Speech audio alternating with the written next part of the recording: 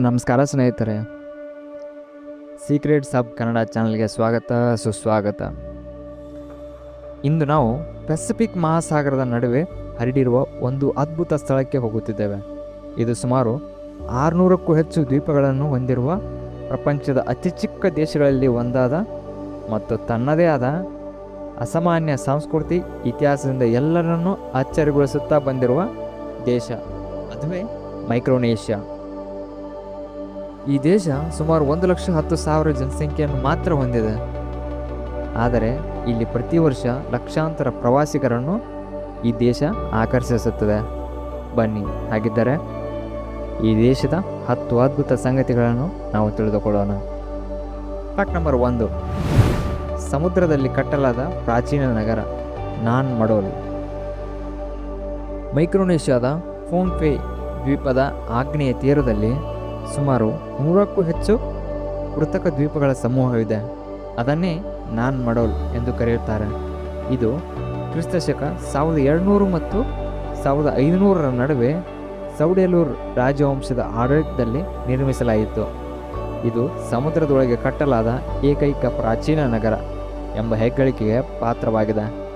ಬಸ್ಟಾಲ್ ಕಲ್ಲುಗಳಿಂದ ಕಟ್ಟಲಾದ ಈ ಭವ್ಯ ನಗರದಲ್ಲಿ ಕಲ್ಲಿನ ಅರಮನೆಗಳು, ದೇವಾಲಯಗಳು, ಸಮಾಧಿಗಳು ಮತ್ತು ವಾಸದ ಮನೆಗಳಿದ್ದವು. ಈ ನಗರವನ್ನು ಕೆಲವೊಮ್ಮೆ ಪೆಸಿಫಿಕ್ನ ವೆನಿಸ್ ಎಂದು ಕೂಡ ಕರೆಯುತ್ತಾರೆ, ಏಕೆಂದರೆ ಇದು ಲಗೂನ್ ಒಳಗೆ ಕಾಲುವೆಗಳ ನಡುವೆ ಹರಡಿಕೊಂಡಿದೆ. ಇಂದು ಇದು ಯುನೆಸ್ಕೋ ವಿಶ್ವ ಪರಂಪರೆಯ ತಾಣವಾಗಿದೆ. ಫ್ಯಾಕ್ಟ್ ನಂಬರ್ 2, ವಿಶ್ವದ ಅತಿದೊಡ್ಡ ಏಡಿಗಳ ನೆಲೆ. ಮೈಕ್ರೋನೇಷ್ಯಾದ ಮೋಗ್ಮೋ ದ್ವೀಪವು ಭೂಮಿಯ ಮೇಲಿನ ಅತಿದೊಡ್ಡ ಏಡಿಗಳಿಗೆ ನೆಲೆಯಾಗಿದೆ. ಈ ಏಡಿಗಳ ಕಾಲುಗಳು ಸುಮಾರು 3 ಅಡಿಗಳಷ್ಟು ಇರುತ್ತವೆ. ಇವುಗಳ ಚಿಪ್ಪಿನ ಬಲವು ಎಷ್ಟು ಅಪಾಯವೆಂದರೆ ಇವು ಕೊಬ್ಬರಿಗಳನ್ನು ತಮ್ಮ ಚಿಪ್ಪುಗಳಿಂದ ಸುಲಭವಾಗಿ ಸಿಡಿಸಬಲ್ಲವು. ಫ್ಯಾಕ್ಟ್ ನಂಬರ್ 3, ಸರಿಸಲು ಸಾಧ್ಯವಾಗದ ಕಲ್ಲಿನ ಹಣ. ಮೈಕ್ರೋನೇಷ್ಯಾದ ಆ್ಯಪ್ ದ್ವೀಪದಲ್ಲಿ ನೀವು 100 ದೊಡ್ಡ ಕಲ್ಲಿನ ಚಕ್ರಗಳನ್ನು ನೋಡಬಹುದು. ಇವುಗಳನ್ನು ರೈಸ್ ಸ್ಟೋನ್ಸ್ ಎಂದು ಕರೆಯುತ್ತಾರೆ ಮತ್ತು ಇವು ಆ್ಯಪ್ನ ಸಾಂಪ್ರದಾಯಿಕ ಹಣವಾಗಿವೆ. ಈ ಕಲ್ಲಿನ ಚಕ್ರಗಳು ಎಷ್ಟು ದೊಡ್ಡದಾಗಿವೆ ಎಂದರೆ ಕೆಲವು 6 ಅಡಿಗಳಷ್ಟು ವ್ಯಾಸವನ್ನು ಹೊಂದಿವೆ. ಇಷ್ಟು ಭಾರವಾದ ಕಲ್ಲುಗಳನ್ನು ಸರಿಸಲು ಸಾಧ್ಯವಿಲ್ಲ. ಆದ್ದರಿಂದ ಇವುಗಳ ವ್ಯಾಪಾರವು ಬಾಯಿ ಮಾತಿನಿಂದಲೇ ನಡೆಯುತ್ತದೆ. ಯಾರು ಯಾವ ಕಲ್ಲನ್ನು ಹೊಂದಿದ್ದಾರೆ ಎಂಬುದು ಎಲ್ಲರಿಗೂ ತಿಳಿದಿರುತ್ತದೆ. ಇಂದಿಗೂ ಈ ಕಲ್ಲಿನ ಹಣವು ಮದುವೆ, ವ್ಯಾಪಾರ ಮತ್ತು ಇತರ ಪ್ರಮುಖ ಸಂದರ್ಭಗಳಲ್ಲಿ ವಿನಿಮಯವಾಗುತ್ತಾ ಬಂದಿವೆ. ಫ್ಯಾಕ್ಟ್ ನಂಬರ್ 4, ವಿಶ್ವದ ಅತ್ಯುತ್ತಮ ವ್ರೆಕ್ ಡೈವಿಂಗ್.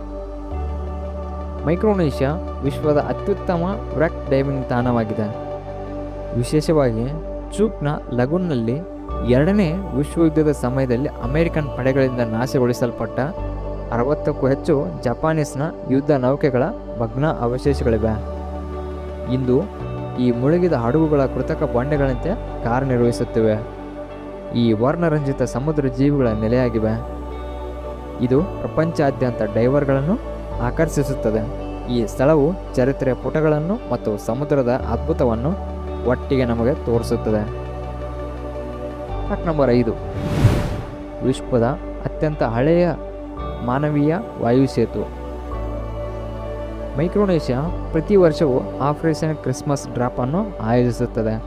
ಇದು 1952ರಿಂದ ನಡೆಯುತ್ತಿರುವ ವಿಶ್ವದ ಅತ್ಯಂತ ಹಳೆಯ ವಾಯುಸೇತು ಕಾರ್ಯಾಚರಣೆಯಾಗಿದೆ. ಪ್ರತಿ ವರ್ಷ ಡಿಸೆಂಬರ್ನಲ್ಲಿ US ವಾಯುಪಡೆಯು ಮೈಕ್ರೋನೇಷ್ಯಾದ ದೂರದ ದ್ವೀಪಗಳಿಗೆ ಉಡುಗೊರೆಗಳು ಮತ್ತು ಮಾನವೀಯ ಸರಬರಾಜುಗಳನ್ನು ಪಾರ್ಶ್ವವಾಯುವಿನ ಮೂಲಕ ಬೀಳಿಸುತ್ತದೆ. ಗುವಾಮ್ ಮತ್ತು ಜಪಾನ್ನ 100 ನಾಗರಿಕ ಸ್ವಯಂ ಸೇವಕರು ಈ ಕಾರ್ಯಾಚರಣೆಯಲ್ಲಿ ಪಾಲ್ಗೊಳ್ಳುತ್ತಾರೆ. ಈ ಕಾರ್ಯಕ್ರಮವು ಸುಮಾರು 40,000 ಪೌಂಡ್ಗಳಷ್ಟು ಸರಬರಾಜುಗಳನ್ನು ತಲುಪಿಸುತ್ತದೆ. ಫ್ಯಾಕ್ಟ್ ನಂಬರ್ 6, ಯಾವುದೇ ಸೇನೆ ಇಲ್ಲ. ಮೈಕ್ರೋನೇಷ್ಯಾ ಸೇನೆ ಇಲ್ಲದ ದೇಶ. ವಿಶ್ವದ 22 ದೇಶಗಳಲ್ಲಿ ಇದು ಸಹ ಒಂದು. ಅದು ತನ್ನದೇ ಆದ ಸ್ಥಾಯಿ ಸೇನೆಯನ್ನು ಹೊಂದಿಲ್ಲ. ಅದಕ್ಕೆ ಬದಲಾಗಿ US ಮೈಕ್ರೋನೇಷ್ಯಾದ ರಕ್ಷಣೆಯ ಜವಾಬ್ದಾರಿಯನ್ನು ವಹಿಸಿಕೊಂಡಿದೆ. ಕಾಂಪ್ಯಾಕ್ಟ್ ಆಫ್ ಫ್ರೀ ಅಸೋಸಿಯೇಷನ್ ಒಪ್ಪಂದದ ಅಡಿಯಲ್ಲಿ US ಮಿಲಿಟರಿ ನೆಲೆಗಳನ್ನು ಇಲ್ಲಿ ಸ್ಥಾಪಿಸುವ ಹಕ್ಕು ಪಡೆಯುತ್ತದೆ ಮತ್ತು ಮೈಕ್ರೋನೇಷಿಯಾಕ್ಕೆ ವಾರ್ಷಿಕವಾಗಿ ಸುಮಾರು 90ರಿಂದ 100 ಮಿಲಿಯನ್ ಡಾಲರ್ಗಳ ಹಣಕಾಸಿನ ನೆರವನ್ನು ನೀಡುತ್ತದೆ. ಈ ಒಪ್ಪಂದವು ಮೈಕ್ರೋನೇಷಿಯಾ ನಾಗರಿಕರಿಗೆ ಯುಎಸ್ನಲ್ಲಿ ವಾಸಿಸಲು ಮತ್ತು ಕೆಲಸ ಮಾಡಲು ಅನುಮತಿ ನೀಡುತ್ತದೆ. ಫ್ಯಾಕ್ಟ್ ನಂಬರ್ 7, ಕಾಲುವೆಗಳ ನಡುವಿನ ಜೀವನ ಮತ್ತು ಸಂಸ್ಕೃತಿ. ಮೈಕ್ರೋನೇಷಿಯಾದ ಸಂಸ್ಕೃತಿಯು ಸಮುದ್ರದ ಸುತ್ತ ಕೇಂದ್ರೀಕೃತವಾಗಿದೆ. ಇಲ್ಲಿಯ ಕಲೆಗಳು, ಮರದ ಕೆತ್ತನೆಗಳು, ದೋಣಿಯ ನಿರ್ಮಾಣ, ನೇಯ್ಗೆ ಇವೆಲ್ಲವೂ ಪೀಳಿಗೆಯಿಂದ ಪೀಳಿಗೆಗೆ ವರ್ಗಾಯಿಸಲ್ಪಟ್ಟಿವೆ. ಪಾಲೌನಲ್ಲಿನ ಬೈ ಸಾಂಪ್ರದಾಯಿಕ ಪುರುಷರ ಮನೆಗಳು ಅತ್ಯಂತ ಪ್ರಸಿದ್ಧವಾಗಿವೆ. ಅವುಗಳ ಮೇಲೆ ದಿಲುಕಾಯ್ ಎಂಬ ಮಹಿಳೆಯ ಕೆತ್ತನೆಯ ಕಥೆ ಇದೆ. ಮಾರ್ಷಲ್ ದ್ವೀಪಗಳಲ್ಲಿ ನ್ಯಾವಿಗೇಟರ್ಗಳು ಬಳಸುತ್ತಿದ್ದ ಸ್ಟಿಕ್ ಚಾರ್ಟ್ಗಳು ಅತ್ಯಂತ ಆಕರ್ಷಕವಾಗಿವೆ. ಅಲೆಗಳು ಮತ್ತು ಪ್ರವಾಹಗಳ ಮಾದರಿಗಳನ್ನು ಅಧ್ಯಯನ ಮಾಡಲು ಈ ಚಾರ್ಟ್ಗಳು ಸಹಾಯ ಮಾಡುತ್ತಿದ್ದವು. ಮೈಕ್ರೋನೇಷಿಯಾದ ದ್ವೀಪವಾಸಿಗಳು ಸಮುದ್ರದೊಂದಿಗೆ ಎಷ್ಟು ಆಳವಾದ ಸಂಪರ್ಕವನ್ನು ಹೊಂದಿದ್ದಾರೆ ಎಂದರೆ ಅವರ ನ್ಯಾವಿಗೇಷನ್ ತಂತ್ರಗಳು ವಿಶ್ವದ ಅತ್ಯಂತ ಅದ್ಭುತವಾದವುಗಳಲ್ಲಿ ಸೇರಿಕೊಂಡಿವೆ. ಫ್ಯಾಕ್ಟ್ ನಂಬರ್ 8, 4 ರಾಜ್ಯಗಳು, 4 ಅಧಿಕೃತ ಭಾಷೆಗಳು. ಮೈಕ್ರೋನೇಷಿಯಾವು 4 ರಾಜ್ಯಗಳನ್ನು ಹೊಂದಿದೆ. ಅವುಗಳೆಂದರೆ ಯಾಪ್, ಚೂಪ್, ಫೋನ್ಪೆ ಮತ್ತು ಕ್ರೂಸೆ. ಪ್ರತಿಯೊಂದು ರಾಜ್ಯಕ್ಕೂ ತನ್ನದೇ ಆದ ಅಧಿಕೃತ ಭಾಷೆ ಇದೆ. ಪ್ರತಿ ನಕ್ಷತ್ರವು ಒಂದು ರಾಜ್ಯವನ್ನು ಪ್ರತಿನಿಧಿಸುತ್ತದೆ. ಆದಾಗ್ಯೂ ಆಡಳಿತಾತ್ಮಕ ಕಾರ್ಯಕ್ಕಾಗಿ ಇಂಗ್ಲಿಷನ್ನು ಅಧಿಕೃತ ಕಾರ್ಯಭಾಷೆಯಾಗಿ ಬಳಸಲಾಗುತ್ತದೆ. ಪ್ರತಿಯೊಂದು ದ್ವೀಪದ ತನ್ನದೇ ಆದ ವಿಶಿಷ್ಟದ ಸಂಸ್ಕೃತಿ ಇದೆ, ಆದರೆ ಇಂಗ್ಲಿಷ್ ಎಲ್ಲ ರಾಜ್ಯಗಳನ್ನು ಒಗ್ಗೂಡಿಸುತ್ತದೆ.